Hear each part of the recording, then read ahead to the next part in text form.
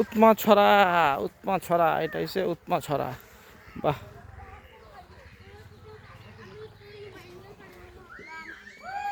এটা হচ্ছে ইন্ডিয়ার পাহাড় কি এটা? তো আমগোই আসলে এক সময় মেঘালয় পাহাড়।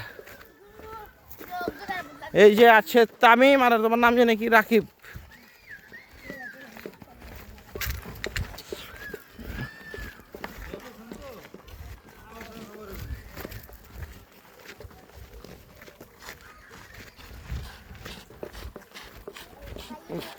ছড়া